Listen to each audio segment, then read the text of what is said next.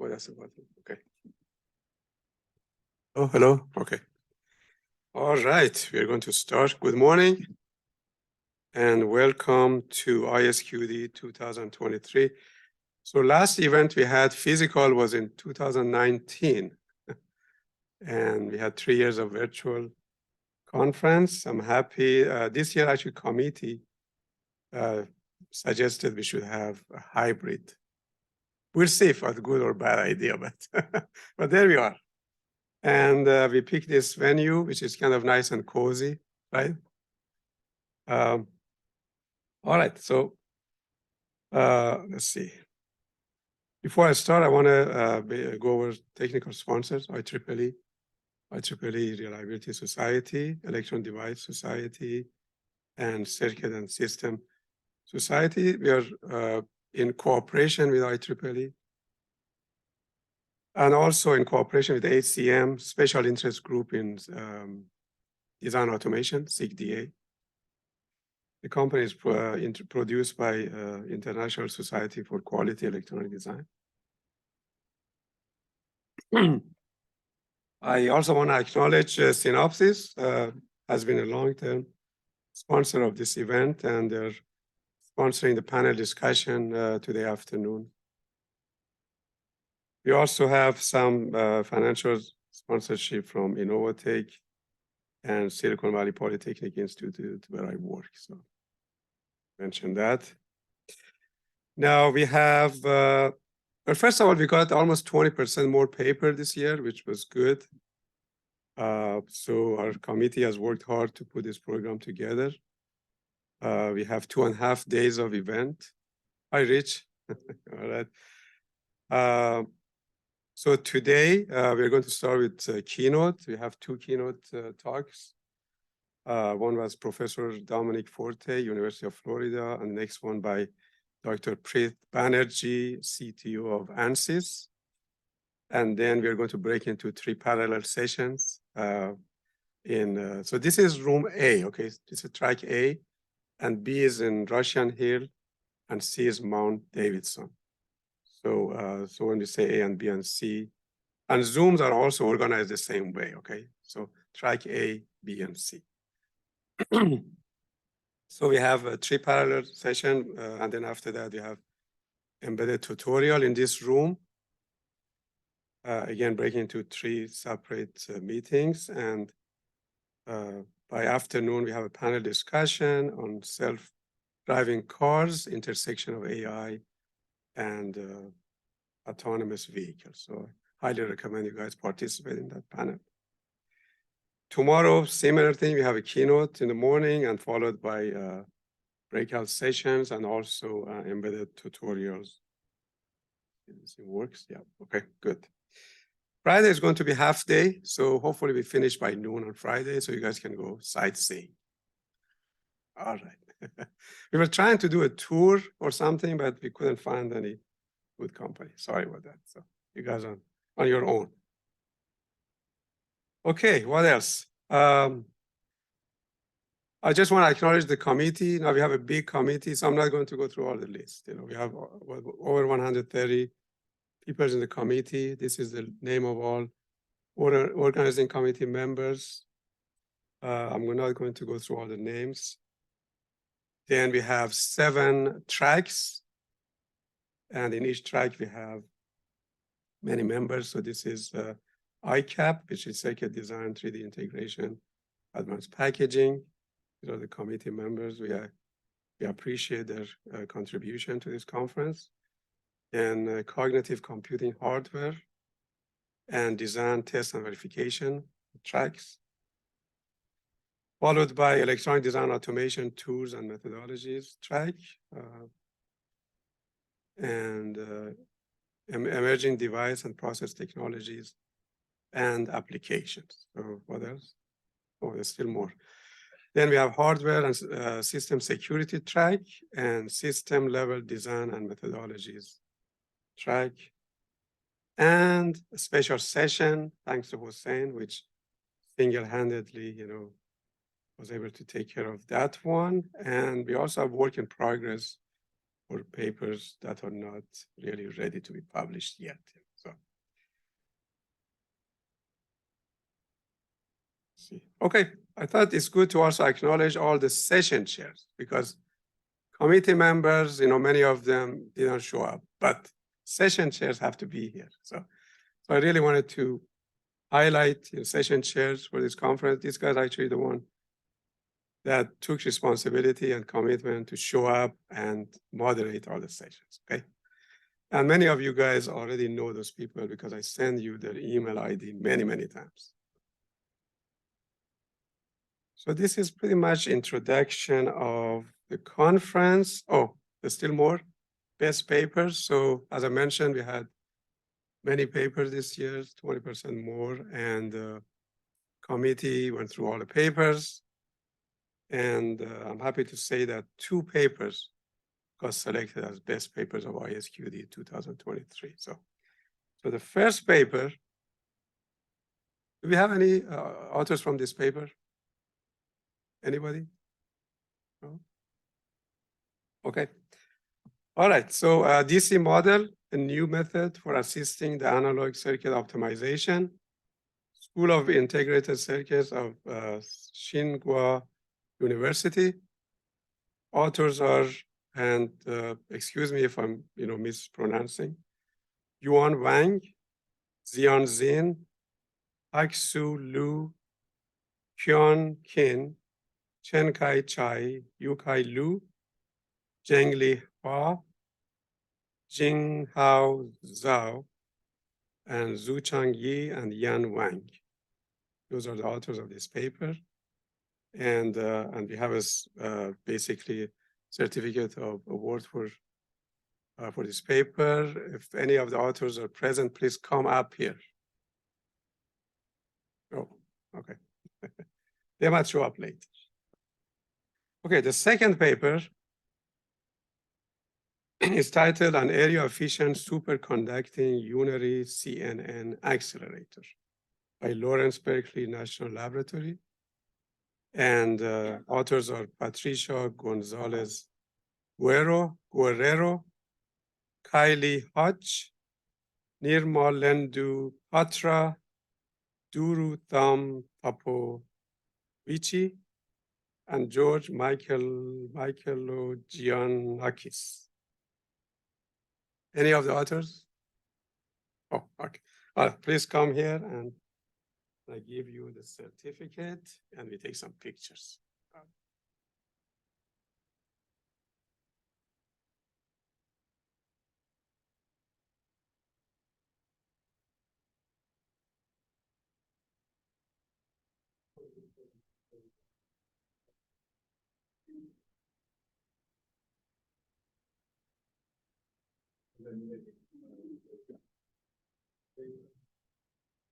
Don't claim I understand it, but well, congratulations, the best paper recipients, and I'm actually running ahead of time, which is okay. We can give more time to keynote speakers. So. Okay, now I'm going to introduce our first keynote speaker, Professor Domenic Forte from University of Florida. Title of his talk is going to be The Weakest Link, Microelectronics Security Against Physical Attacks. And Professor Forte is an associate professor and a fellow of Electrical and Computer Engineering Department at the University of Florida. He is associate director of the Florida Institute for National Security. His research covers domain of hardware security and transistors to printed circuit boards, and he has over 200 publications. He's a senior member of IEEE, a member of ACM, and served as technical committee members of many well-known conferences, as you can see here. I don't see ISQED name, but you should add it in your next bio. Okay. Professor Forte is a recipient of a Presidential Early Career Award for Scientists and Engineers, the NSF Career Award, and ARO Young Investigator Award. And his research has been, of course, recognized by receiving Best Paper Award from many known conferences. And also for the teaching and advising, he has received the Herbert Wertheim, did I say right? College of Engineering Doctoral Dissertation Advisor Mentoring Award, an Excellence in Teaching Award from UF's ECE Graduate Student Organization, and the George Corcoran Outstanding Teaching Award from University of Maryland. So please join me to welcome Professor Forte. Now you have your presentation, or we have it somewhere. I sent it to you guys. You sent it. Okay, so let's hope I can find it. Hussein is right there, just in case any problem. So Hussein, okay, ISQED track A, that must be here, right? Keynotes, right here. And there you are.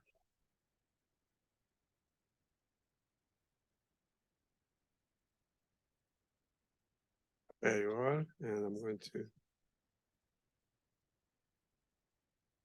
You need the.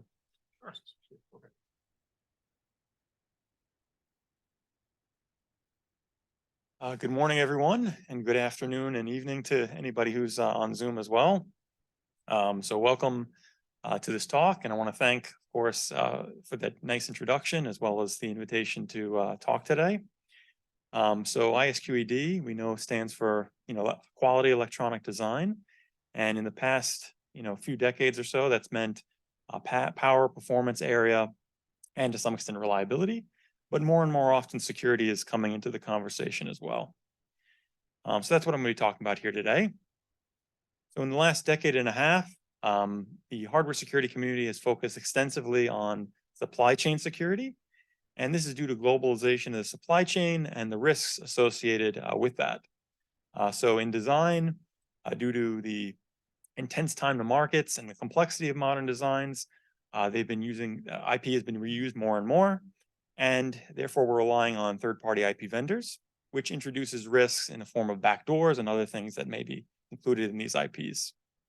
And in manufacturing, a lot of the manufacturing today, we know that many of our companies today are fabless, and a lot of the fabrication actually of our integrated circuits occurs offshore. And here we have very similar concerns, insertion of hardware Trojans and backdoors, as well as IP theft. And what's important to realize here is that people have been highlighting supply chain issues, not just in integrated circuits, but in general for the past few years due to the pandemic. So the pandemic showed us that supply chains can be very unstable and volatile, and we should be more aware of this. And in this regard, the CHIPS Act was of course signed last year, which of course is going to deal with many of these supply chain issues, particularly for integrated circuits and semiconductor manufacturing. But it doesn't address all the problems. So the next weakest link that I highlight in this talk today are weaknesses against physical attacks. So physical attacks lie in a spectrum. We have non-invasive all the way to invasive, as well as passive to active on the other axes. And the non-invasive ones tend to be less precise and less expensive. And as we move towards invasive, this gets reversed. Now, just to give you an idea of what each of these are, the non-invasive attacks consist of side channel attacks where things like the power consumption, timing, temperature, EM radiation of an implementation of a circuit or a chip or system is basically monitored and used to actually extract information such as cryptographic keys and other assets. And its active component is fault injection, where from outside the chip, you may manipulate, say, the supply voltage or the clock in order to bring the circuit into a state where it's not supposed to be. This could result in privilege escalation, as well as leakage of sensitive information. And semi-invasive attacks are actually very similar to non-invasive attacks, except they actually rely on the use of lasers. So in the passive version, optical probing actually shines a laser through the backside of a chip or it's the silicon substrate. And that is used to either create an image and basically extract data from the chip as it's running. And its active counterpart is optical fault injection, which actually uses a laser to inject the faults and can do so in a very, very precise way. And finally, for the invasive attacks, we have the most advanced instrumentation, which could be used to reverse engineer, probe, and even edit chips. So we all may be familiar with scanning electron microscopes. They could be used to do the imaging. Probing can rely on advanced instruments as well as focused ion beam. And focused ion beam, or FIB, can actually be used to make these edits. And from a security standpoint, these edits are very, very dangerous because they give you access to internal nets of the circuit, which could be assets, could be containing assets. It could also be used to disable different circuit countermeasures and things. Yeah, so for the rest of the talk, we're going to go through each of these different categories where I'll give you a real world example of where these attacks have been applied, what kind of countermeasures are being investigated, and where I think the future is going to take us. And in terms of the countermeasures, we break it down into more or less two categories here. First, we have the pre-silicon ones, which are basically the first line of defense against these attacks. So this relies on these CAD and EDA tools to detect the leakage itself, to identify where or how it's actually being caused, and then potentially to mitigate it. So we have tools that do a mix of these, or perhaps even one of these. And in terms of post-silicon circuitry, this is more or less the last line of defense. This could involve manufacturing, packaging, and test techniques, which protect the circuit from attacks. It could also rely on runtime techniques, which are running when the device is used in the field. This could rely on sensors, as well as self-destructive and response techniques when an attack is detected. And finally, of course, we have firmware updates, which could also be used to improve the hardware and overcome vulnerabilities and things as well. So yeah, this talk should include a lot of things in this area, all the way from various abstraction layers from RTL all the way to physical design. So I think this will fit a lot of the folks in ISQED community very, very well. Okay, so we'll start by focusing on the non-invasive attacks. So some examples. So non-invasive attacks and side channel attacks in particular have existed for over 50 years. They actually go back to the Cold War. And maybe in the last 20 years or so, you've seen them used to extract cryptographic keys from smart cards and things like this. And for that, you'd have to take your smart card or device under attack, bring it into a lab, take the measurements, and do the attack. But more recently, in the last 5 years or so, the communities in CCS and Usenix and IEEE Security and Privacy have been showing that these types of attacks can even be launched remotely. So through the software, you can measure these side channels and perform this attack. So one example that I've shown here is clock screw attack, where AES keys were actually extracted from ARM Trust Zone, which is a trusted execution environment, just by manipulating the DVFS through the software. They also could defeat signature schemes as well. And this is not just limited to this one paper. There is, of course, Rowhammer, other techniques, Hertzbleed, which have come out recently, which shed light on similar attacks. So to deal with these attacks, we have lots of analysis tools, which I mentioned earlier, which are trying to analyze the source, detect leakage, identify the source, and actually mitigate them. Most of the focus in this area has been on power analysis attacks. So here we've listed a bunch of different tools which have been developed primarily by the academic community. And as you can see in the table, many of them actually focus on the detection aspect. A few of them focus on identifying exactly where the vulnerability is. And then even fewer actually rely on the mitigation. And then some of them may deal with masking techniques, which is a countermeasure I'll talk about shortly, while others don't do that. So in this area, the opportunity is really to expand beyond power analysis tools and to actually focus more on mitigation. So other modalities that we need to consider are EM is becoming very, very popular, timing, of course. There's even been work that's shown that power can actually be converted into timing attacks, again, by exploiting DVFS in our CPUs and things. And in terms of prevention, we have really two main techniques that have been applied against side channel attacks, and that's masking and hiding. What masking does is it takes your secret, which in most cases is a cryptographic key, and it breaks it down into multiple random shares, and it processes those shares instead of the asset directly. And what this does is it ends up masking the side channels and making them decorrelated from the secret itself. Now, this is a great technique in theory. and it's provably secure, but it can be quite expensive, especially when you add additional shares in the scheme. So the other one, hiding, takes a very different approach. It's not provably secure. And what it does is it tries to decrease the signal to noise ratio, which the attacker is going to use here. And this can be done in two different ways. The first is more or less through kind of sort of equalization or uniformization. Whenever you're using a particular secret, its power or whatever modality you're talking about will be uniform. And the other is to just inject random noise into the computations. So this actually also helps reduce the signal noise ratio. Now, hiding mechanisms are very, very cheap. They're inexpensive, but they're not provably secure. And they are usually specific to a modality, for example, power. So what kind of things can we do in the future here? Well, recent work has shown that if you actually take the best of both worlds, combining masking and hiding, you could actually get the security that you need at a much, much lower cost. So the plot shows here a domain-oriented masking scheme combined with a couple of randomization schemes and how this can improve things. Another thing I want to point out too is that masking has almost exclusively been used for cryptographic circuits, but we know that various other circuits are actually being attacked now as well. This can include CPUs. Again, I refer you to CCS and all of these top computer security conferences for more details on that, as well as neural networks. So neural networks have been reverse engineered both in terms of their architecture as well as their hyperparameters and weights, and that's been done through side channels as well.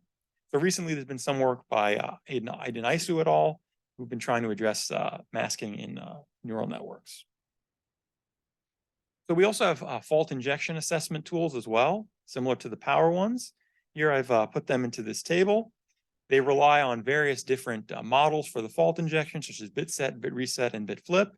And some have been applied to purely to crypto, while others have been more applied to general purpose hardware. And here again, I'll highlight that most of these tools actually focus on the logic abstraction level, so gate net list and above. But a lot of these fault injection techniques are more have more to do with physical design, such as the power area network, or even the layout itself when it comes to laser fault injection, as I'll get to shortly. And again, there's been very little in terms of actually using these tools to automatically mitigate fault injection attacks. But that's another area of future work. In terms of mitigation, there's a long history of classical techniques to help with dealing with all kinds of errors and faults, not just the ones related to security. So we have, of course, spatial redundancy, where the circuit is more or less copied, and multiple copies are used to do the computation. And things like C elements are used to basically withhold a change in the output until both copies of the circuit actually agree on the result. In terms of temporal redundancy, we have something similar, but it's lower in overhead. We can just delay the computation and then look at the copies and use a C element again. Now, these are a bit more expensive. And then in terms of the third one, we have information redundancy, which we should probably all be familiar with. This involves error correcting codes and things like this. This is where we have a data typically in storage, but it could also be in use. And we add some redundancy to it. And this redundancy is used such that if there is some kind of an error or fault in the data itself, this can be used to detect or actually correct the error. As I mentioned, a lot of these can be expensive. So the opportunity here is really to isolate the critical and sensitive areas of a circuit and try to apply these techniques in a more fine-grained fashion. This could actually lower the overheads, but also get the protection that's required. And now in terms of the semi-invasive attacks, let me first introduce the specific types of optical attacks that we have. Basically, all of these attacks, again, involve the use of a laser injected into the backside of the integrated circuit. These attacks are actually contactless, which means you don't have to actually touch the circuit to do it. They just require some partial depackaging to expose the backside to the laser. And there's 4 techniques that are basically shown here. The first is known as the laser voltage probing. In this case, the laser is basically shined at a particular spot in the integrated circuit. Multiple measurements are taken, so the circuit is basically run in a loop. And what gets generated is at that particular point, basically a waveform. So how the signal is actually changing over time at that particular region. Laser voltage imaging, which is shown on the right, is a more advanced version of this, where the laser gets scanned over a particular area And the signal is basically fed into a spectrum analyzer, which is tuned to a specific frequency. And what is given by this is actually an image, which basically shows bright spots wherever the circuit is switching at that particular frequency. Now, this has also been used to extract data as well, but it could be used for other things such as localizing certain things too. On the bottom right, we have LLSI. In this case, this is a very interesting technique where the circuit state is actually frozen by freezing the clock. And then the voltage, the supply voltage is actually modulated with a small peak-to-peak voltage. This also produces an image, but it does so for the circuit in a static state. And in this case, the bright spots actually correspond to, say, logic 1, while the dark spots correspond to, say, logic 0. So this is not only used to extract data from memory, but also the state of internal nets in the circuit, such as computations. And it's even been used to actually break masking schemes that I discussed earlier. And then last but not least, we have TLS. This one is different from the others. The others actually require you to shoot the laser in and then measure the response or the modulated laser that comes back in return. In the case of TLS, the laser is actually used to locally heat areas of the chip, which cause changes in the voltage and currents. And this could be used to actually generate an image, which extracts data from memories and things. And in terms of examples of these attacks in the real world, these techniques have been used to extract FPGA bit streams that had been encrypted or were decrypted on chip and give them to the attacker. It's also been used to extract keys, both from masked and unmasked designs. And in the worst case scenario, deep learning was actually used to process the measurements and recover the key without even knowing where the key was actually located in the design. It's also been used to actually attack puffs. You can actually inject faults with these lasers and use that to speed up machine learning attacks to determine models of the puff. And in terms of prevention, I have a few techniques here, just because we don't have much time. I'll go through just a couple from University of Florida. The first is known as nanopyramids. So these are these changes that are made at the metal level, which are basically creating metal triangles in the metal 1 layer. And what the purpose of this is that in the typical case, which is essentially shown in the middle here, what we have is the laser coming in and directly attacking a particular, say, flip-flop. And as I mentioned, this the action, whether this is switch or not, basically modulates the laser. It gets reflected back right at the surface, so the attacker knows what's happening at that location. On the other hand, what the nanopyramids do is they cause that the modulated light and photons to actually scatter. Therefore, the attacker doesn't know if the switching is coming from, say, flip-flop 4 or any of its neighbors. Another technique is known as concealing gate. In this case, we consider that there's some gate that we're trying to attack. We're trying to determine what values it's processing. And additional gates called concealing gates are basically added adjacently to it. And they are carrying basically the opposite information of the gate in the middle. So what that does is if you have a low precision laser, essentially all these signals, A naught, B, and B naught, will all be captured together and sort of cancel each other out. But for higher precision cases, such as the red lasers, which are smaller, you can still actually extract the data using optical probing attack. So in this case, that's one limitation. The other limitation is that nanopyramid fabrication is costly. It requires new fabrication steps. It also is very difficult to optimize. You have to really do this with tape outs and do this empirically, make it the best. So this is why many groups, including my own, have moved towards optical probing detection and response techniques. So the first one that's been out in the literature is called PUFMON. This relies on a physically unclonable function, or PUF. And this one in particular is actually ring oscillator based. And as I mentioned earlier, when you shine a laser into the chip, it very often causes these local heating changes and things like this. In this case, it would actually, for example, cause temperature rise here, which is going to cause this ring oscillator to become slower. And this will actually change the puff response. So if you're monitoring the puff, you could actually detect this change and therefore detect the attack.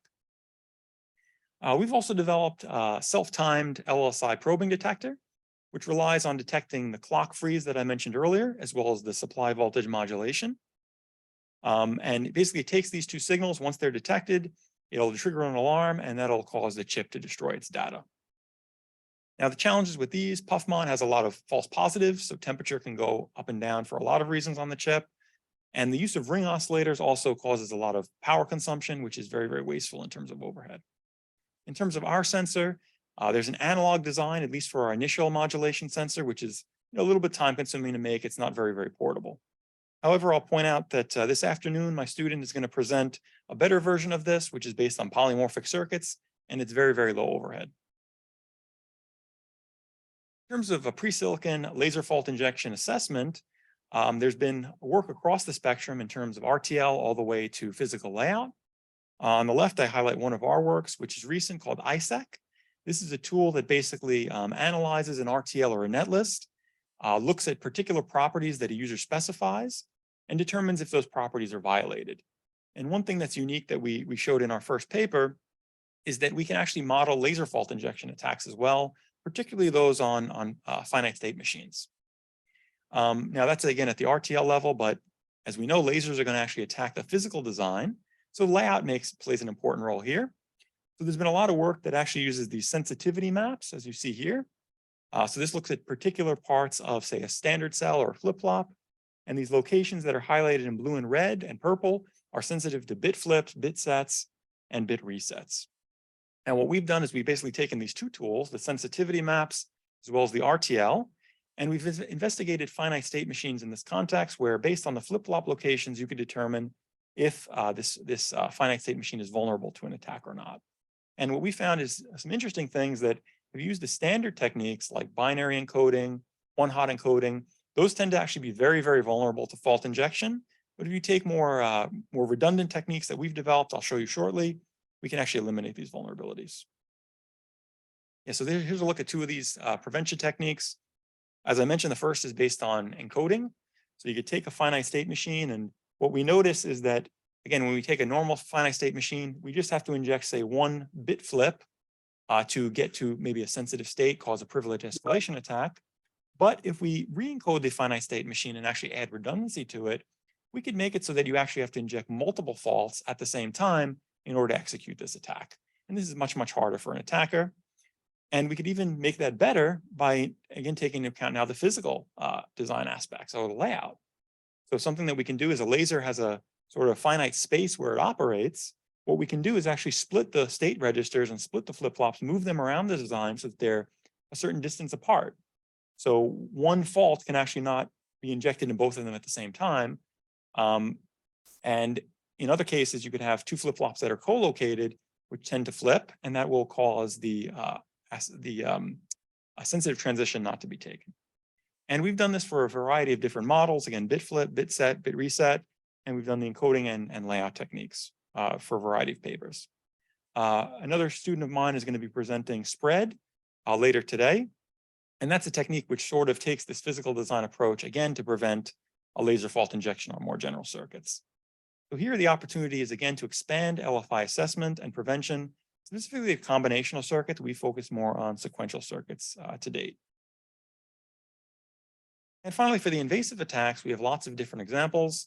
A recent paper showed that you can actually use chemicals and staining to extract data more easily from flash memories.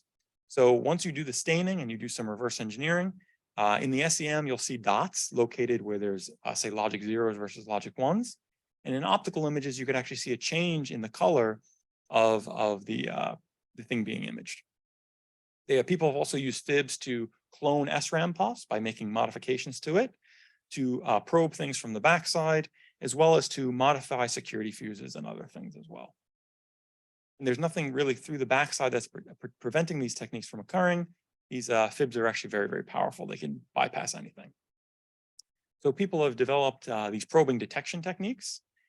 Two of them that are shown here are based on more or less the same principle, and both are actually from TU Munich. What they rely on is essentially creating a sort of delay chain of one or more buses, and basically measuring this delay line. And if a probing attack is occurring, what that does is it basically adds an additional capacitance to one of these lines. So by doing some kind of a self-referencing between two or more of these lines, you could detect that something is perhaps happening. Now, the challenge, though, with these probing detection techniques is, again, they're trying to prevent a fib from making the attack, but a fib can actually just alter these circuits. So there's sensor portions which are actually going to detect the attack and maybe trigger a response. All the attacker needs to do is use a fib to more or less disable this, and they've defeated the probing detection. So this is where assessment actually has to come into play as well. And my group has done a lot of work here. We've looked at the capabilities of FIBs in terms of their precision, as well as the angle in which they're used. And we've developed assessment tools that can take a layout and actually give you a score for each asset in the design, how vulnerable it is to probing. So in terms of the precision, we use something known as the fib aspect ratio. This is basically defined as the depth and the diameter, as you could see here. So the larger this value becomes, essentially the more narrow this cone becomes in the edits, and the more precise it becomes. And essentially, again, what I said, where our tools actually take a look at a design. In this case, I just use a simple example. Let's say this white line was carrying an asset, and all of these other nets are above it, which are kind of obscuring it. Basically, we've identified these areas where the fib can actually penetrate through the IC. There's nothing in its way. And essentially, none of these lines will be fully destroyed before reaching the sensitive asset. And again, we could output this as a score. We could actually tell you the number of assets that can be probed, and so on and so forth. Now, in terms of the assessment, we can do a little bit better. As I mentioned, we rely on full cuts to things to determine if something is vulnerable, but we could also consider things like partial cuts as well, which may also be sensitive to these attacks. We'll also look at fib edit assessment. So again, that previous slide was just on more or less doing milling, but not doing any complex edits. We've modeled this, taking a portion of that tool and actually modeled this as a linear program optimization problem, where you look at a particular location and you find what's basically obscuring it, what has to be destroyed to get access, and then basically just redrawing them and re-editing them using the fib. And what we've seen is that we can actually get significant improvements in the assets or vulnerabilities that are exposed if we actually add different countermeasures such as shielding and obscuring nets.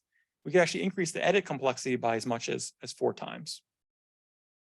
Now, a very interesting thing that could be looked at here more carefully is which nets are important and which need actual assessment and prediction. So we've done this for, say, cryptographic keys and things like that, but there's lots of other assets which could also be monitored and need to be monitored carefully. And last but not least, in terms of the prevention, we've developed a CAD solution called iProbe, which basically takes all of your sensitive assets, which are shown here. It puts them in a well-defined region, and then it surrounds them basically by these obscuring nets, either above, below, or both, basically as shown here. And we looked at this in terms of various different structures. This could be done with 1 layer of metal, as shown here, where these are going across here to protect it. Or it could be done in 2 layers of metal, which are offset, which is shown here, that's giving even better protection. Or they could actually be in more of a mesh where they're crossing each other. And we found that we've been able to decrease the probing vulnerability by a significant amount, basically from 60 or 100% down to 0 or 10% or 20%, just by using these techniques and without significant overhead, basically 10% or less in terms of power, area, timing, and so on and so forth. But nonetheless, we'd still like to do a better job of actually trading off the security and the overhead. We can't really control it at this point. So that's something that could be very, very interesting for the community to look at in future work. Okay, so in terms of an outlook, I'll just highlight a couple of other things that I see are changing in the years to come and what we should be looking out for. And the first is that we all know that hardware is more or less static and stationary, unlike software. So software we know is often patched when we find a vulnerability or a bug, but we don't really have that capability as much in hardware. And when we have new things such as AI on the horizon, which could be used to actually develop attacks against hardware, for example, a better side channel attack or better fault injection or stimulus that could be used, this is very, very worrisome. Because the AI could do this very, very quickly. And because we have the hardware that's out there, we basically have to replace it, which is a very, very slow process. But we're looking at a potential disaster here if we don't act quickly. And just to give you an example, deep learning has been applied in side channel attacks a lot in the past 5 years with a lot of success. It's actually been tearing through the masking and hiding techniques that I mentioned earlier, even higher orders of masking. And the challenge, though, has been how do you design these neural networks and these deep learning architectures to do the attacks effectively? Recently, my group published a paper called INFONI. This is going to be at CHES 2023. This actually designs the neural network and trains it all in one shot. So it does all the work for the attacker. And our results are basically comparable or better in some cases to the manually tuned ones with significantly lower overheads. Overheads in terms of training as well as hardware. So 32 times less hyperparameters, 6 times less epochs, and so on. So this is just a touch on where things are going in terms of AI and security. Another thing, for those of you following the CHIPS Act, you might know that there's a lot of heavy emphasis on new packaging techniques. And this is because of the end of Moore's law. We want to get our improvements in timing, area, power, and performance by using new packaging. So things that are being discussed are 3D integration, of course, and Intel is coming up with the power via, which is another technique. And what the power via technique does is it basically includes the power distribution network in the backside of the silicon substrate. So this frees up routing resources and so on and so forth. And in terms of security, you might think, okay, well, this is very, very good, especially in terms of the semi-invasive invasive attacks. It's basically creating more barriers for the attacker. The 3D ICs, this is the barriers, their dies themselves. And in terms of Intel's power via, it's the power network, which is actually stepping in the way. But there's also new doors that are being opened as well by moving to this. So we have these die-to-die side channels that may be exploitable, die-to-die fault injection. So this is very, very similar to, if you're familiar with multi-tenancy in FPGAs, and people have been looking at that quite a bit. This is a very similar problem that we'd have with these 3D ICs. And in terms of the power via, putting the power vias in the silicon substrate might be a bad thing too. It might make it easier for them to be edited or probed and execute these attacks.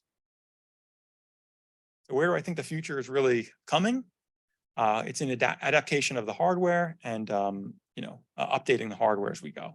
So if you're familiar with Star Trek, the Borg, they actually have these defense mechanisms that actually adapt to attacks. So they have these shields and things. So this is something we have to do in hardware as well. And the closest thing that I could identify here is known as moving target defenses. These have been used in cybersecurity for quite a bit. And they've really been stuck at the microarchitectural level or above, but there's definitely a future opportunity to look at lower levels and try to apply them as well. The things that can actually help us in doing so are these reconfiguration capabilities that are being added to ASICs now, such as embedded FPGAs, polymorphic circuits, which I mentioned earlier, as well as field programmable analog transistor arrays. Yeah, so that's all I had to talk about today. I hope you enjoyed the talk. I'll end this with a quote: that time is what determines security, and with enough time, nothing is unhackable. There's definitely been nothing more true than when it comes to physical attacks. When the attacker has enough time, they could definitely get access, so we have to make it more time consuming for them to execute their attacks. Just want to give a shout out to all my collaborators and sponsors of this work as well. And of course, yeah, I'd be happy to answer any questions you have.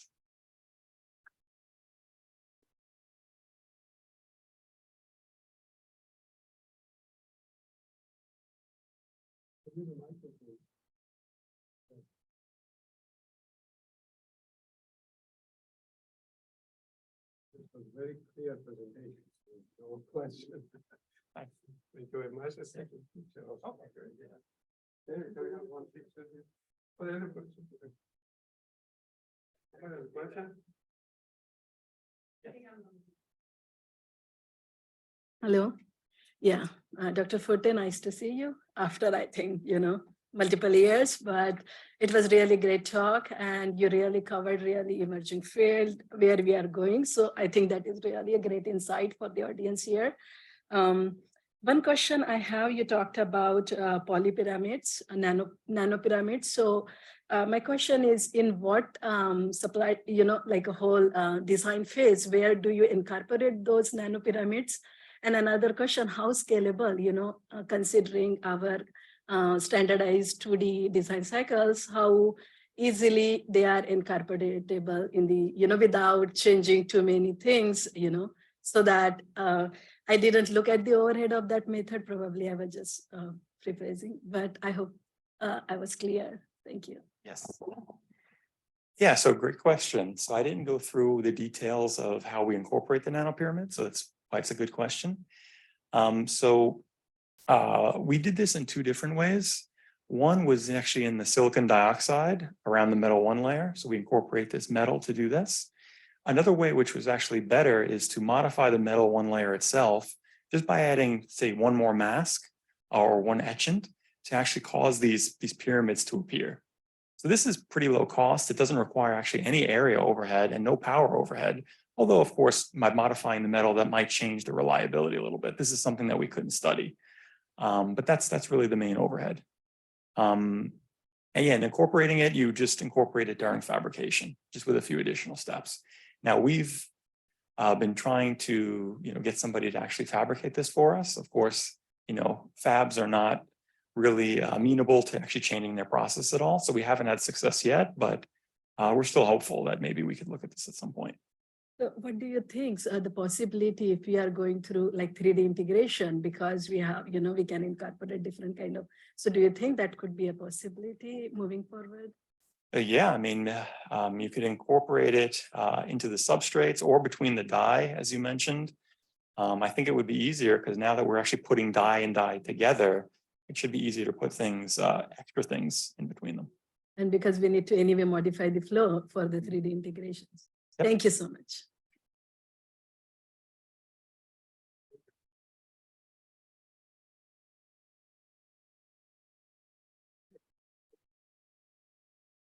Let's see. Excuse me.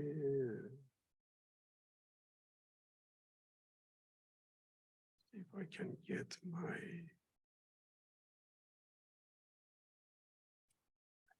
Banerjee session back here.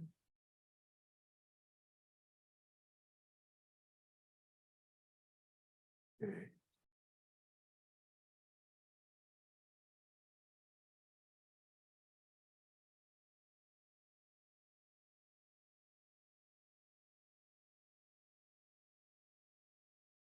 Okay, all right, great. So it's my pleasure to introduce the next keynote speaker, Dr. Prith Banerjee, CTO of ANSYS. And the title of talk is going to be Future Direction of Simulation-Driven Product Innovation. Dr.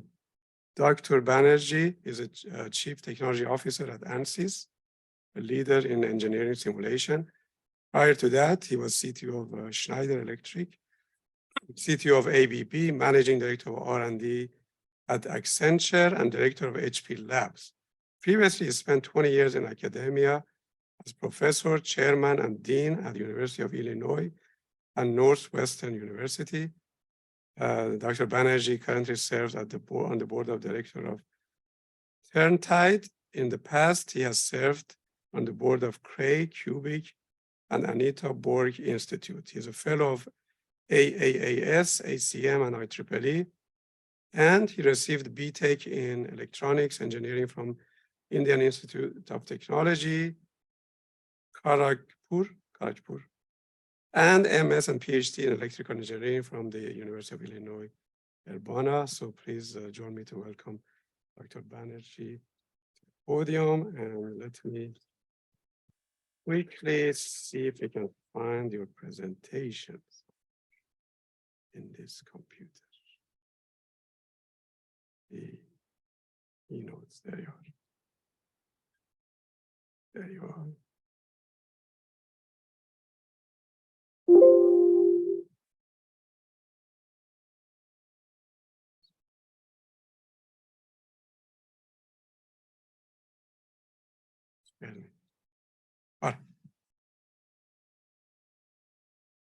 Thank you very much for the introduction, and a very, very good morning to all of you. As you saw in the introduction, I used to be in academia for 20 years. I love speaking to students to motivate them to work. But I have worked in various companies the last 15 years, and I find myself in a very unique situation to work for a company that impacts so many different products through the simulation. So I know this is the ISQED conference. I could have given a talk specifically on semiconductors, but I thought I would sort of broaden the horizon of all the people in attendance to see what else could be done. Semiconductors are actually impacting every industry.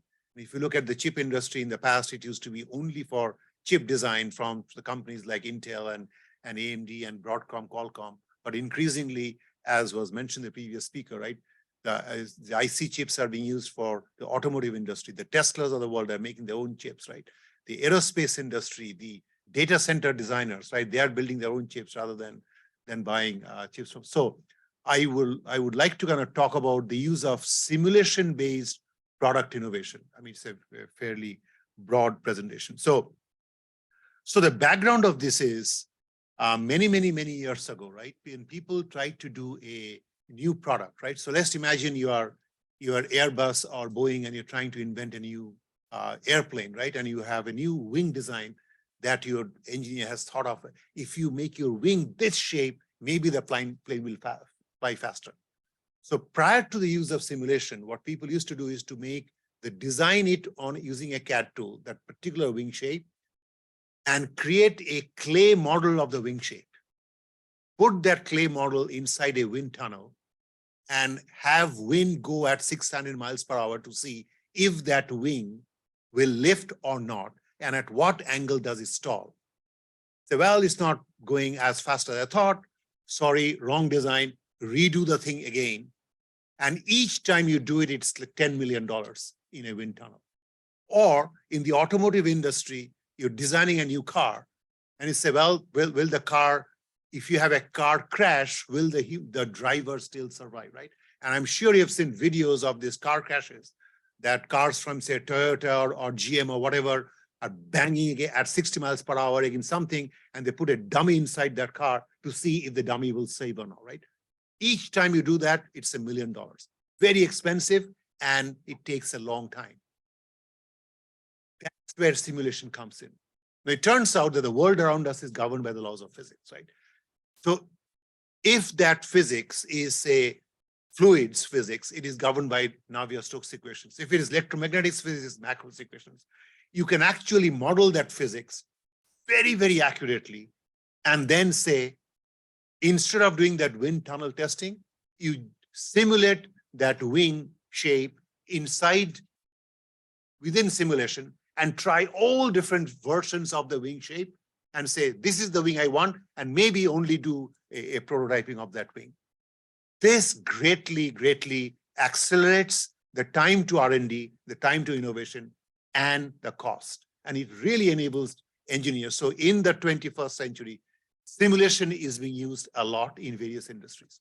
So what this picture is showing is simulation has been used, and these are actually ANSYS customers, right? So the first one is showing in the automotive industry how we have worked with Volkswagen to build electric sports car. Now, this is on the Pikes Peak Straight. This is the most complicated race in the world, right? You have to go on a mountain and so on and so forth. And you actually cannot test drive that car. In one shot, you design the car and you have only one shot at going out that right side. So essentially using simulation, we are able to help Volkswagen beat the world record on the Pikes Peak race, right? And you may say, hey, what's the big deal in simulation, right? I mean, so you have electric car. To go fast, you have a gigantic motor, right? That will give you the tremendous acceleration. The trouble is, if you get a gigantic motor, the weight of the car is increased, right? And therefore, so to drive the thing, you need a large battery, right? To have the large battery in the gigantic motor, the weight of the car goes up, so your acceleration goes down. So you're doing all these different iterations on that car to come up with a perfect car that will beat the Pikes Peak race, right? And get it under 10 seconds. So those are the kinds of innovations that are enabled by simulation. Second example, working with Airbus in designing an electric autonomous airplane. Third example, all the chips, you are using all kinds of cell phones, right? Working with Samsung on a 5G handset. Fourth example, in healthcare, working with companies like Medtronic to build pacemakers to save lives. So simulation is now being used in various industries to drive product innovation. And that's what I'm going to talk about. So a little bit of history of ANSYS. So ANSYS was started by our founder, John Swanson, 50 years ago.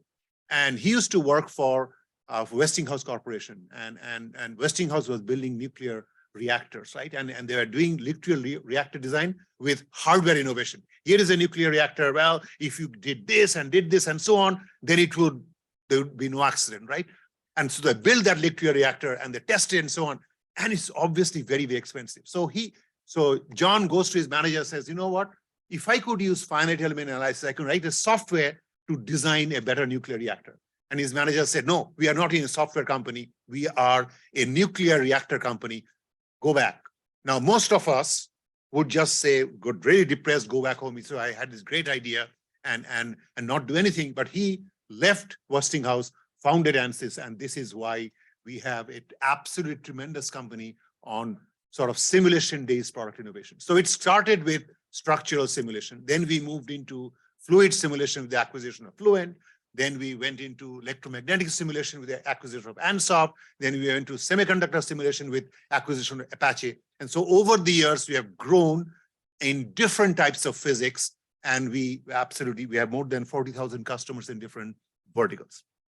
So here are some of the example customers. And essentially what the point of this is, we are changing the world in terms of product innovation, right? In every industry, from automotive industry, right? We work with the OEMs like the Fords and GMs and the Toyotas and Hondas, and the suppliers like the Bosch and Continentals, as well as the tire companies, the Michelins and the Goodyears. And in the aerospace industry, all the OEMs like Boeing and Airbus, as well as the engine companies like GE and Rolls-Royce. And in the high-tech industry, the chip companies like Intel and AMD, as well as Broadcom, Qualcomm, right? And then in the healthcare industry like Medtronic and Pfizer and so on. So lots and lots of possibilities. So what I want to talk about today is, where is this headed?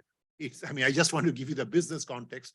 We are obviously, our tools are used. Again, also, we have a great academic program. And if you are in a university, I hope that you tell your professor to get ANSYS tools for free, right? So that you can have a much better education. But what I'm going to talk about is, how are we helping customers using simulation, right?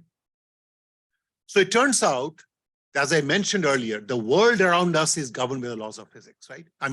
When Newton learned about the law of gravity, right? He took this apple, dropped it down, he measured it. Oh my God, it's independent, whether it's an apple or an orange or whatever, it just goes on the same speed, right? So he deduced that the world is force equals mass times acceleration, right? And that's the law of physics, right? Now you take some basic devices, and force equals mass times acceleration is a sort of first order differential equation, and you can solve it through numerical methods. And here is an apple, here is the mass, here is the gravity, and this is how long it will take to drop. Now that is an easy problem. Now it turns out that when you have fluid flow, here is an airplane wing, and this fluid goes over this, right? That is governed by second order partial differential equations. Equations like Navier-Stokes equations, or in the electromagnetics area, you use cell phones, right? And you say, oh, this is a 5G network and so on. And you see all these base station antennas are all around the streets of San Francisco. How does that multiple input, multiple output antenna work, right? How does that beam get exactly point to this thing, right? You can actually precisely figure, right? In the presence of an obstacle, like here is a tree, here is a reflection and so on, and how much signal you have, these 4 bars or 5 bars on your cell phone, right? We can predict so accurately with the use of HFSS exactly how many bars you'll have in your thing, right? In this conference room, right? If I were to place here or here or here, we could literally tell you, because it is not magic. It is governed by the laws of physics. If physics says this is what is going to happen, it is going to happen, and we will show you through simulation as accurately as it possible. So it turns out that in this world, people knew the physics. They knew here is Navier-Stokes equations, here is Euler equation structures, here is electromagnetics. The trouble was, computationally we were limited. So in, say, 50 years ago, right, when you did finite element analysis, right? You submit a job on a little workstation that is running maybe at 1 megaflops, right? And you submit a job, and you in the evening, you want to get back a result when you come back in the morning. So you had sort of, in a 8-hour turnaround time, you sort of tweak the accuracy, right? Instead of doing maybe having 100 mesh elements. So in all the finite element methods, you take a product like this and see, you break it up into different segments, right? Different elements. And each of the elements, you are solving that fundamental partial differential equation through numerical methods. And you say, okay, to get the result back in 8 hours, 50 years ago on a 1 megaflop workstation, right? You could only do 100 elements. People knew that if I could do 1,000 elements, I could do amazing things, but you could only do 1,000 elements. So therefore, you are trading off accuracy. Now, since it was not that accurate, you say, you know what? Yes, I know I can do this, but this is I actually have to do with a wind tunnel because the accuracy of the fluid simulation was not good enough. And so people use the wind tunnel. But as the computational power of the workstation goes from 1 megaflop to 10 megaflops to 100 megaflop to a gigaflop to 10 gigaflops to teraflops and so on, now instead of 100 elements, I can do 1,000 elements. I can do 1,000,000 elements. I can do 10 million. I can do 1 billion elements. So the accuracy has gone up. And at one point, it is, oh my God, it's so accurate. Like when Professor Domenic kind of talked about all the hardware security, you can do these things, right? Here is an optical, here is a laser. We can, through our photonic simulation, we can precisely tell you whether that thing will, that laser, what impact it will happen, right? The physics is the same. The physics hasn't changed in the last 50 years. What has changed is the computation capability. So what I want to show you is with the tools we have at our disposal, right? We have structural tools to model all the mechanical structures, right? Here is a cell phone. If I were to apply this much pressure, it will bend this much. If I apply this much more pressure, it will crack. And you could throw this on the ground and see if it cracks or not, or you can do the thing with simulation. Same thing with fluids physics, electromagnetic physics. And so at the basic level, we have the physics-based simulation. But then the world around us, and in the past, our customers were happy with their single physics simulation. But the world today is multi-physics simulation, right? All the examples that Professor Domenic kind of talked about, right? It's that interaction of the laser with the power and the power with this and so on. So let's imagine a printed circuit board, right? You have a printed circuit board that has a chip with a billion transistors or 10 billion transistors, which is sort of the state of the art today. 10 billion transistors flipping at 2 gigahertz that will generate 2,000 watts of power. 2,000 watts is a lot, 2 kilowatt, right? Just on that single chip. You put that on a printed circuit board, it's like a furnace. It's heating up that printed circuit board. So you have thermal expansions. When the thermal expansion happens, thermal stresses happen, and that chip may crack, that board may crack. So you have to do not only the semiconductor simulation with a tool like Red Hawk, but interacting with the structures, interacting with the thermal to say, how is that happening? Now you have to cool that printed circuit board, and so you have to use air cooling or water cooling. Well, that is fluid simulation. So it's the interaction of the fluids with the structures with electromagnetics. And if one of those problems would take 100 hours or 1,000 hours, now you take the interaction, you first solve the semiconductor chip simulation, that takes 1,000 hours. And at each time step, you're saying, what is the power? It is 2,000 watts. And because of it, the heat expansion is happening. That is another 1,000 hours. And then now I have to cool it. That's another 1,000 hours. 1,000 times 1,000 times 1,000. That's 100 million hours. Oh my God, that's crazy. So this is the challenge. People knew the fundamental physics is the same. But as you are doing these optimizations, you have to solve for it so accurately that it is hard. So in our world of simulation, and this is what we do, right? The 4 things are, you have to do it more accurately, so you don't have to build the physical prototype. Like for Volkswagen, when we said this car will beat the Pikes-Peak race, right? We told exactly, this is the size of the motor, this is the size of the battery, and this you run it at 60 miles per hour. Here is the external aerodynamic flow, and here's this person with 68 sort of kilograms of weight sitting on the car, and it will go in 16.2 seconds. It will go in 16.2 seconds. So accuracy is very important. But then accuracy, if it takes 1 million hours, that's no use, right? So you have to also be fast. And then It turns out you have to have a PhD in aerospace engineering to know exactly which settings to use in Fluent. So ease of use. And the final thing is many of these are very, very complicated numerical methods, and half the time they don't converge. It's robustness. So the holy grail in simulation is accuracy, speed, ease of use, and robustness. Now, the previous speaker talked about ChatGPT. These are the kinds of technologies in AI/ML that will actually make it a lot more easy to use and robust and so on, right? So that PhD in aerospace engineering that you needed to set those 1,000 parameters of Fluent and for mechanical LS-DYNA, in 10 years will not need this. You'll be able to say, okay, Siri, run Fluent for a Boeing 747 airplane. And oh, for the Air Force 7 airplane, it has this GE engine with this and so on. So I should set Fluent to Mosaic meshing and Tau meshing and do that, right? It is possible. I mean, that's sort of the feature we are working towards. So I want you to understand this is the problem, right? And again, below these things, right, we have all kinds of different technology and so on, which I'm not going to. Whole set of tools that are used in the the QED thing, right? So we have tools such as Red Hawk for semiconductor power integrity simulation, right? Tools such as HFSS for electromagnetic simulation, tools such as numerical for photonic simulation, and then tools such as mechanical for the structural simulation and the whole multiphysics. So we have chip thermal simulation capabilities that you can do for that example of the 10 billion transistor chip with running at 2 gigahertz, right? And we'll tell you precisely how much cooling, water cooling you will need, right? That's the problem. Now I'm the CTO. I'm supposed to tell our R&D people, right? Not me, but sort of that is my role, is to what are the technology things that you need to advance simulation.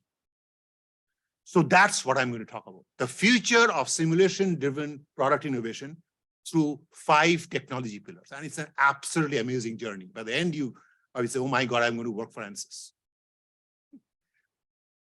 So the 5 pillars are numerical methods, right? So our ANSYS, our mechanical tool is based on finite element methods. Our Fluent is based on finite volume methods. Our numerical tool is based on finite difference time domain methods. They're all different numerical methods. And when I was in academia at the University of Illinois, right, this is the world I lived in, right? I used to work on high performance computing for all these computational methods. I was a director of the Computational Science and Engineering Center, only doing academic stuff. But now I'm living the world as we speak. Now, in the world of numerical methods, there are things you can do to improve the robustness, to improve the speed, to improve the accuracy. So just on the single processor, there are absolute innovations we are doing to make it faster, more accurate, more robust, and so on. I'll just give you some examples. Then we say, well, here is this sequential algorithm.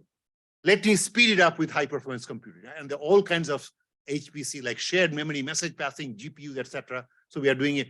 So making it faster is that HPC.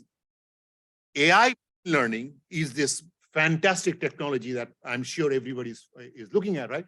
And we are doing it to speed up simulation and to make it easier to use and more robust and so on. And then these HPC and AI technologies are actually happening on the cloud, right? So you go to Azure or Amazon or Google, right? They are providing the latest HPC technology on the cloud. So now essentially we are saying, take these solvers and get them on the cloud. Then we are creating a whole simulation platform to build entire apps on the cloud, right? The last thing is digital engineering, how we using methods to take a system level specification of a EV car and saying, I want to build a new EV car with a range of 1,000 miles and 0 to 60 in 1 second, right? That's the specification. How do I actually build a design from scratch? Absolutely amazing technology. So those are the technology pillars I'm going to talk about. Now, unfortunately, in 30 minutes, I cannot go into detail, but I'll just give you a sampling of the kinds of technology. So here we go.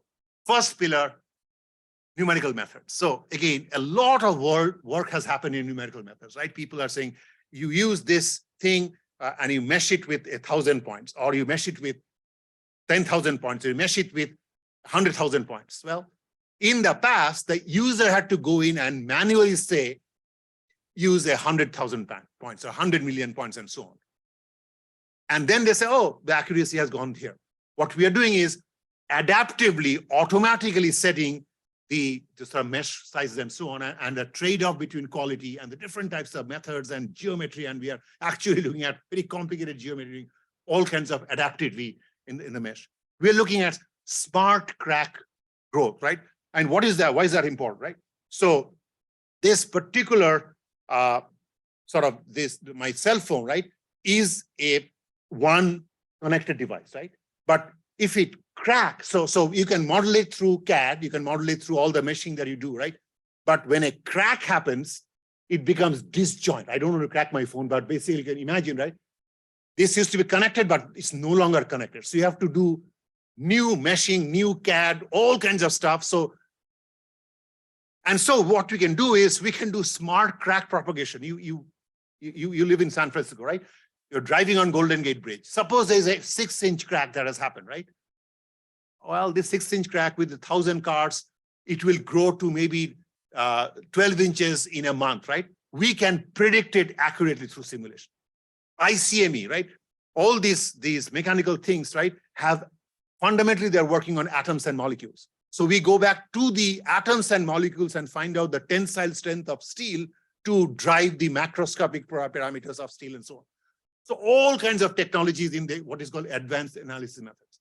On the right-hand side, we're talking of isogeometric analysis. This is what is going on is essentially saying that normally when you do a CAD, right, on a CAD tool like Autodesk or NXCAD or PTC Creo, right, when you're drawing the picture of a watch, right, here is a circle. You draw it as a circle. And then inside that, you put a little thing here. So you're drawing these different things. And in CAD, you represent them through what are called geometry parametric model. You don't draw the circle as a bunch of dots with a circle. You say it's a center and a radius. So you're drawing it through the parameters of the geometry. You draw a square, not as a bunch of things like this, but as a square with a length and a width. Or you have the complicated stuff, you draw it with a line, which is a spline or a T-spline or a B-spline. That's how you do it in the CAD area. Then it comes to our simulation area. We use finite element methods. We destroy the original CAD stuff, right? In the way, and in the process, we create a whole bunch of errors. So this new technology on isogeometric analysis saying, let's use the same geometry models in the CAD and use the same T-splines, B-splines, NURBS models in the actual parametric modeling of the numerical methods, and thereby have no extra error. And you can go back and forth between the simulation and the CAD in a very simple way. And using those kind of things, we are able to reduce the finite element analysis time from 15 hours to 28 minutes, right? So just speeding things up by being smarter in the numerical methods itself. Or looking at, say, HFSS, our tool for electromagnetics, right? We have really complicated things like you have a printed circuit board, which I'm showing, right? And on that board, you may have a little antenna, and then you may have some chips, you have a processor chip, a memory chip, and so on. And to do a real electromagnetic EMI, EMC simulation, I mean, it's just an incredibly complicated thing, maybe having a billion mesh points. And each of those things, well, for the chip, I should use a tau meshing. For this one, you should use a phi meshing. For this, you should use classic meshing. And it is really, really complicated stuff. The mesh fusion technology is saying, use whatever methods you want, but then when these meshes, so in the tau meshing, essentially doing little meshing that has to match at the boundary, right? So on this end, suppose the meshing points are here, here, and here, and on this side, I use phi meshing, and the meshing points are non-conformal, meaning I don't have matching nodes, my simulation will not converge. So it is a technology by which I can take different meshing in different parts of the boundaries and make sure that the solver still converges. Or the right-hand side, higher order models. I mean, I talked about Navier-Stokes equation, second order partial differential equation, right? I mean, the world is actual physics, right? The actual physical model. Here is fluid flow happening. We approximate the physical world through, here is a bunch of points, and you approximate through linear line. That's a first order model. Or you can approximate it with a quadratic, which is a quadratic, right? Y equals x squared. That's an approximation. Or you can model it as a x cube, which is y equals this, that goes this way. The physical world is not second order. The physical world is God knows what, and a second order partial differential equation is just an approximation of the physical world.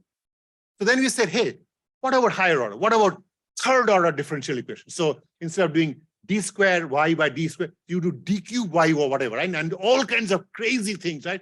Do more and more and more, then that becomes more accurate. The trouble is the computational time goes out the window. That's fine. Now we have technologies like GPUs to do a lot more compute before you communicate. And these higher order models are allowing us to do really, really accurate simulation for the eddies at the boundaries.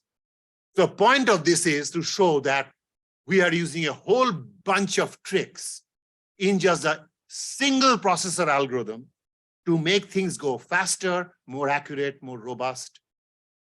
But I'm not quite sure about the ease of use because these are really complicated things. Second pillar is that of high performance computing. And this is literally the sweet spot. This is what I used to work in my days in academia at the University of Illinois and Northwestern, right? I was looking at parallel algorithms for this, parallel algorithms for this, and shared memory and message passing and so on. When I was doing that, nobody cared, right? I was a professor publishing my paper in conference like IQED, and the companies, the Cadence, Synopsys, that said nobody, oh, yeah, that's not relevant because our customers are not needing HPC. Well, today, ANSYS is making a lot of money. I cannot say how much, but significant revenue of the 2 billion through HPC. So you want to use Fluent, you buy it for say $75,000. You want HPC, that's another $75,000 because it really speeds things up in a new way, right? So in HPC, we are using different forms. We are doing independent parallelism to do different optimization tasks. We are doing domain decomposition to speed things up by breaking it up, running it on MPI. We are doing on a particular domain, running shared memory. Then we are doing GPUs, all kinds of stuff. So what these pictures are showing is HFSS, our electromagnetic solver, how it scales with the number of cores. Our mechanical solver, how it scales with the number of cores. The top right is showing what we have got. This year, we have announced a multi-GPU fluid solver, which is absolutely amazing, which runs like 32 times faster than a 80 processor Skylake CPU. So absolutely amazing thing. But this is like taking the sequential algorithm, which can be one of those methods I talked about, isogeometric or analysis and so on, and saying that problem, let me break it up into parallel things and ship it out. And there's a lot of complexity in all the HPC stuff. But then where is the future, right? So we are looking at the future in terms of, I mean, in San Francisco, there are all these AI hardware companies like Cerebras, Grok, Sambanova Systems, right? These are all AI hardware companies that are taking the large AI models and trying to run them much, much faster. We are partnering with many of them. We have been working with Cerebras for a long time. We are working with Google on their tensor processing units. We just started collaborating with Grok, right? Essentially, these hardware companies are taking massive, massive models. All the stuff that you hear about ChatGPT and large language models, these are being sped up like with hundreds of times with this thing. We are saying, hey, if we could somehow map our simulation problem into AI problems, we can just get the acceleration for free. And that is essentially what is going on. And you will understand that when I talk about the AI. Then we are using FPGAs with high bandwidth memories and so on, and solving like the pre-conjugate gradient method for LS-DYNA using FPGAs. And then quantum computing. I mean, I'm sure you have heard of quantum computing, right? I mean, this is a technology that it's not practical today. People are looking at it, but in normal computing, the speed up is linear, right? You put P processors, you have P bits, P processors, you can get P times faster. With quantum computing, you have N bits, N qubits, your speed up can be 2 to the upper end, right? So you only have to do N equals 50. If you have 50 qubit machine, that 2 to the power N is 1 exaflops. That's like, oh my God, this is like the biggest, fastest. Now you have 100 qubits, forget it, right? I mean, things that are taking you 1 million hours to run will run in a minute. That's the future. Now, we still have to figure out how do you take that numerical methods problem and write it for a quantum computer. So we are exploring those things at ANSYS, right? And we are not doing it on our own. We are working with with IBM, with their System 1 machines, the AWS, all kinds of quantum computing as a service, universities like Carnegie Mellon, Technion, startup companies like Pascal and Quantian, and also customers like BMW. I mean, so these are the kinds of things that will come in the market 10 years from now. But if you are a student, graduate student, you should say, hey, that's kind of cool. That would be a fantastic PhD thesis to work on applying lattice-Boltzmann method for fluid simulation to run on a quantum computer. I mean, if you do this, you will get a best paper award, not only this conference, 100 conferences. Okay. Third topic.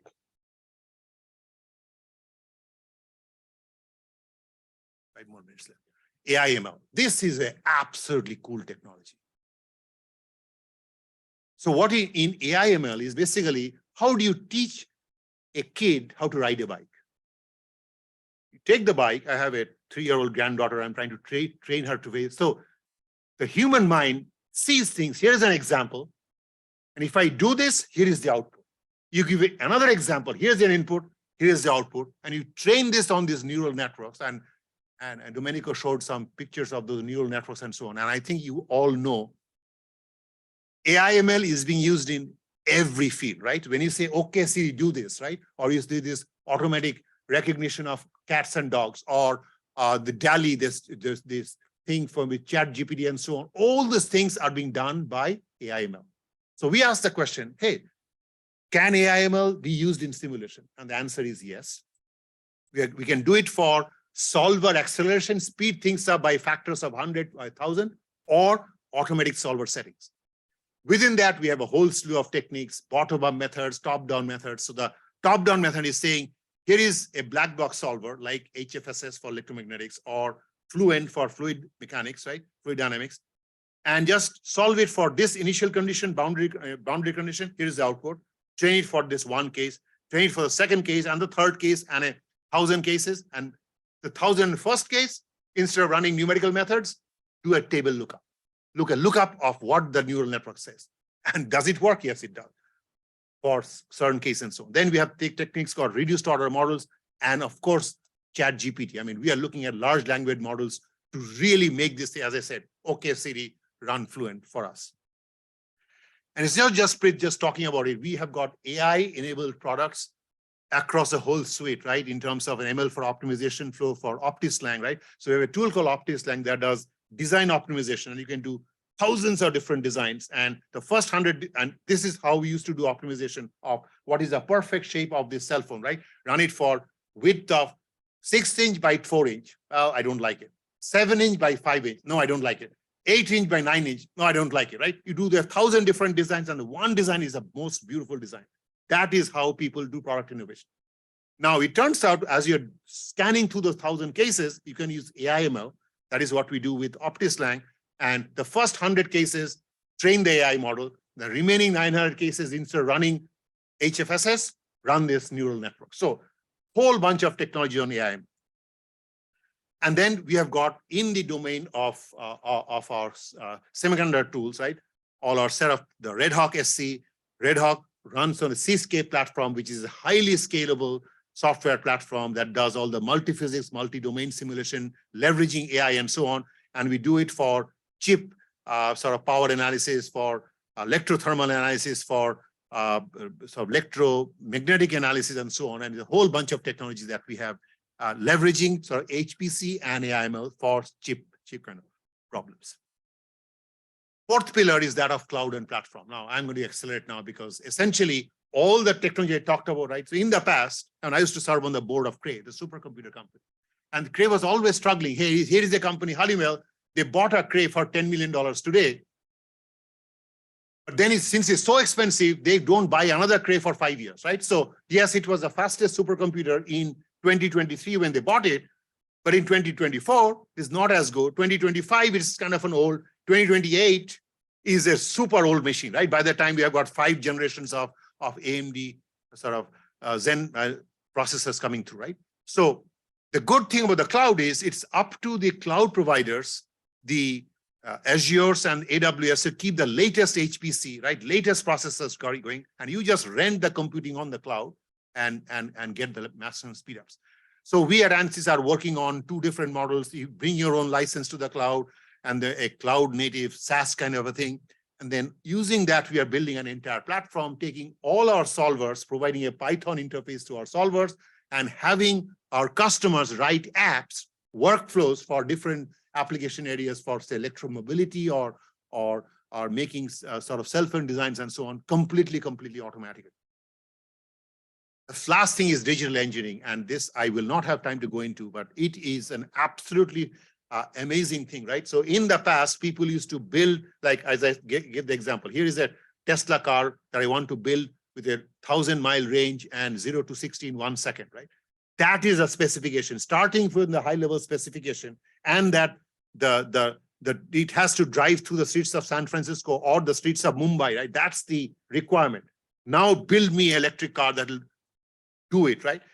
What kind of a motor, what kind of a gear, what kind of a battery system, and so on is all done automatically using digital tools. And that's essentially what we are working on. And there's a whole bunch of technology that go inside it. We in the city office are essentially taking those core solvers and trying to solve real applications in the different verticals. We have customers in high-tech semiconductor, we customers in automotive, customers in aerospace, customers in energy, and so on. Just to give you a flavor of the kinds of applications we are building, I took an automotive example, right? In automotive, everybody is working on electric car design, what is called EV or electromobility. Within that, we are solving problems like thermal abuse modeling. You have a battery pack, you put a nail through the battery pack, right? And because of it, the battery gets sort of becomes hot, you have thermal abuse. Can you model the whole thing, right? Yes, you can through the combination of ANSYS tools. And the beauty of this approach is using that Python model, that cloud platform that I talked about, you create that workflow, and then you don't have to be a sophisticated HFSS or a fluent user, right? You just run it like your iPhone app, right? Push a button and you can do the thermal modeling. That's kind of where things are headed. And we are also doing things around sustainability because the world needs sort of lower carbon solutions and so on. I went a little more, sorry, but I wanted to really motivate you and with how important the world of simulation is and sort of latest areas of the technology of simulation around numerical methods, HPC, AIML, cloud, and digital engineering. Thank you.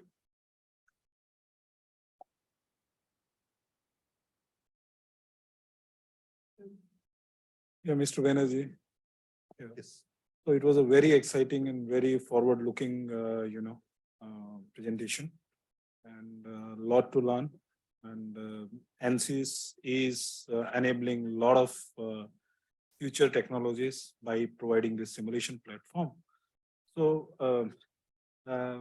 my basic question is, you mentioned two things, right? So one is like, there are approximation techniques or schemes which you have used on the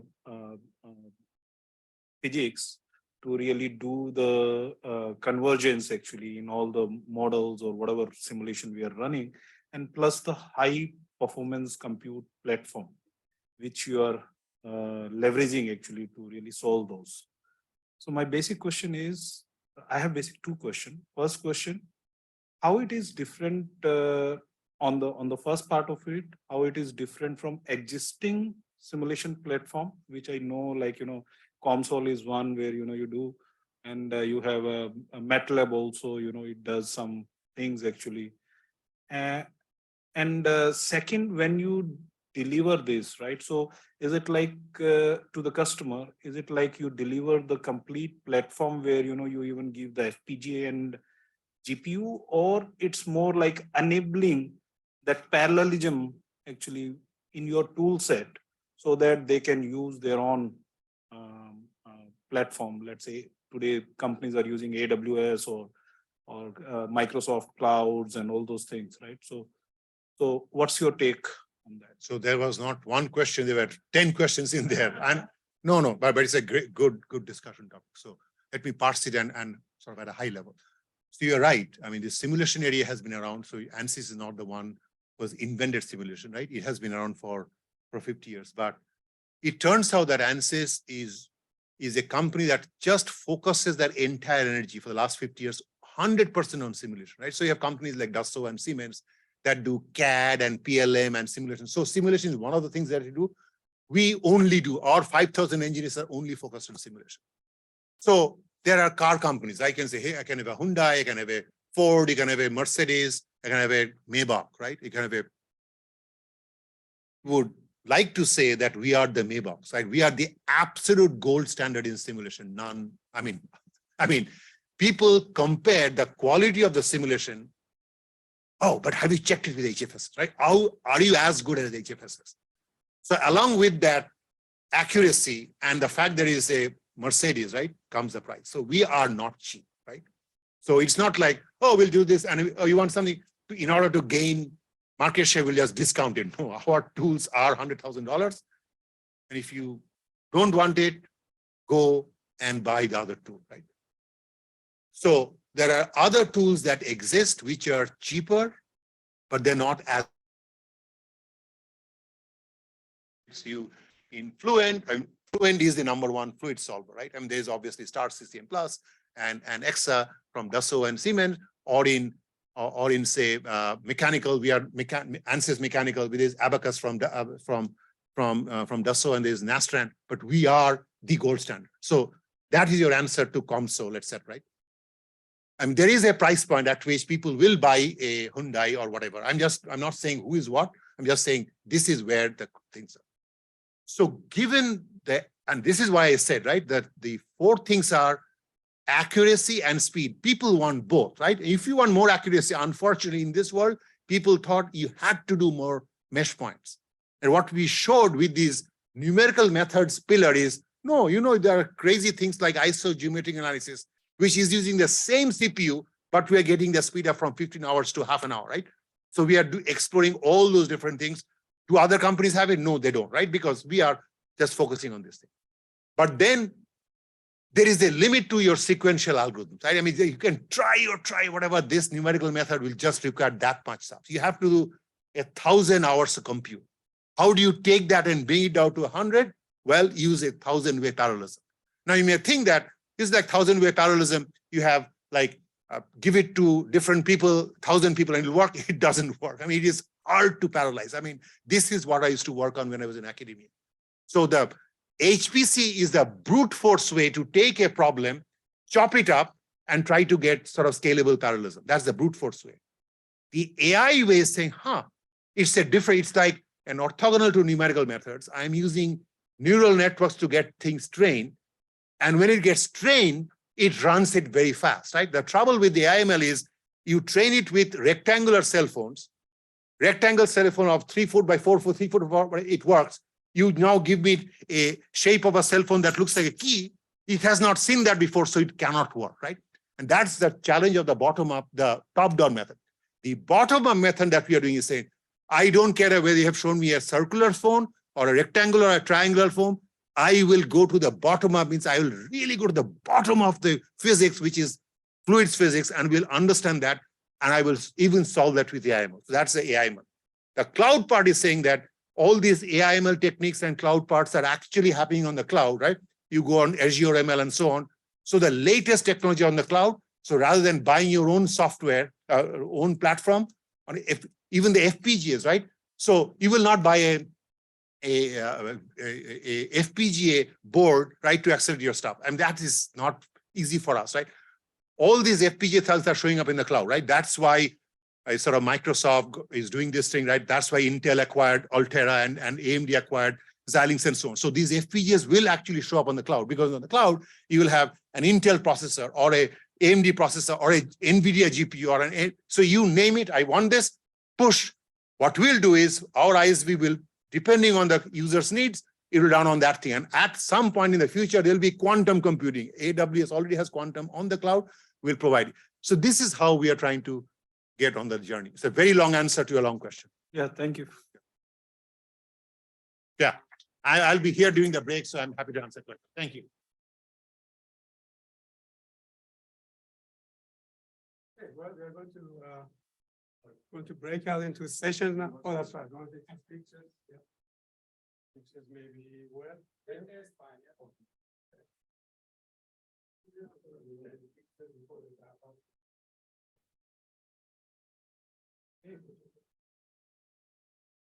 Yeah. Yeah.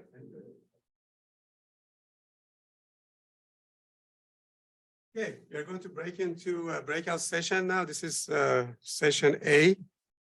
Is the chair, the moderator is here for session A? Great, all right. Please come here and we get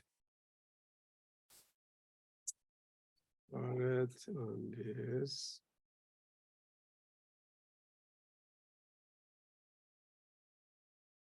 Session 1A. Yes, I come, yes. So let me just quickly show the session slides.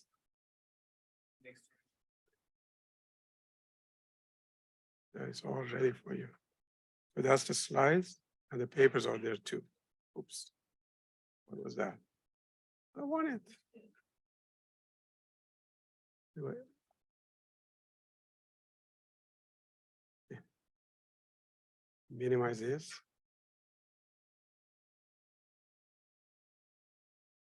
Okay, so slide is here, the session slide is here.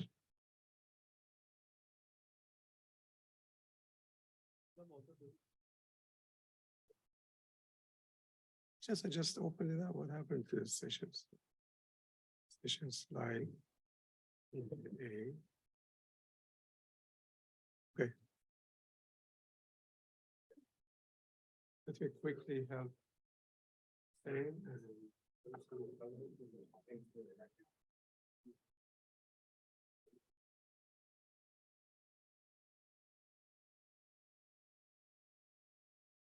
The first one, the second.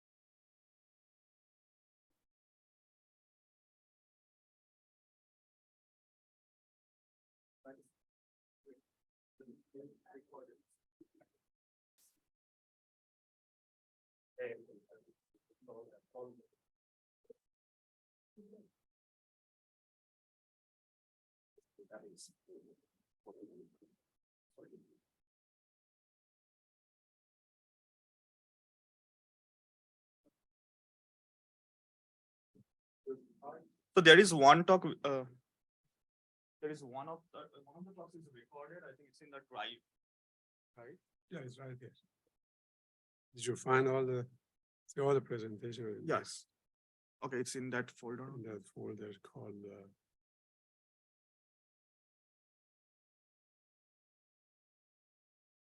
CA, your A. Uh-huh. right? A. 1A, Okay. 1, 2, 3. That's okay. Thanks. You're all set. Okay. Okay. Right, so when you were ready,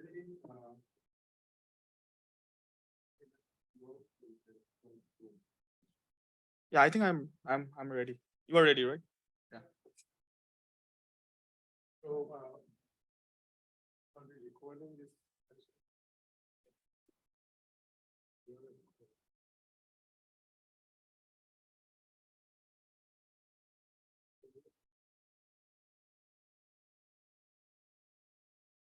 Okay.